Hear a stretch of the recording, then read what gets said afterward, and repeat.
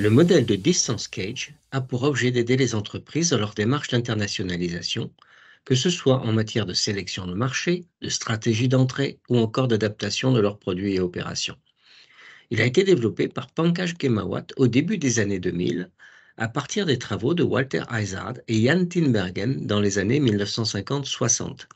Selon le modèle de gravité économique, le commerce international entre deux pays est proportionnel à leur taille, mesurée par leur PIB respectif, et inversement proportionnel à la distance géographique qui les sépare.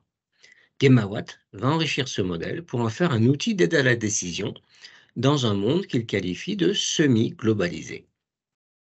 Le nom CAGE est un acronyme des 4 dimensions clés du modèle qui cherche à comprendre et mesurer les similitudes et différences entre deux marchés ou pays à partir de leurs distances culturelles, administratives, géographiques ou économiques. La distance culturelle englobe les langues, valeurs, croyances ou normes sociales. Plus elle est importante, plus il est nécessaire et difficile d'adapter les produits, services ou pratiques commerciales d'un marché à un autre. La distance culturelle peut affecter la communication, la négociation, la gestion des ressources humaines et la perception des marques. La distance administrative se rapporte aux différences en matière de réglementation, de politique publique et de pratiques administratives entre les pays. Elle inclut les barrières commerciales, le droit du travail, les règles fiscales, les normes comptables ou encore les règlements environnementaux. Une distance administrative importante peut induire des coûts de conformité élevés pour les entreprises internationales.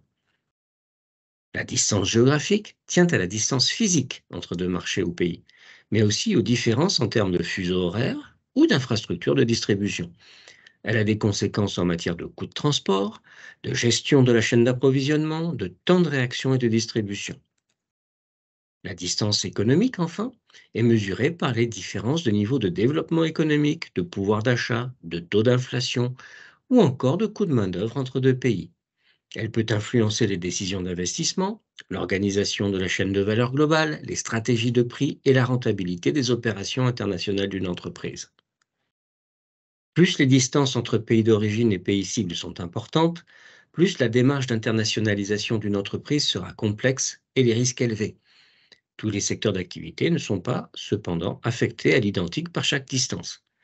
L'industrie agroalimentaire est ainsi particulièrement sensible à la distance culturelle et l'industrie pharmaceutique à la distance administrative.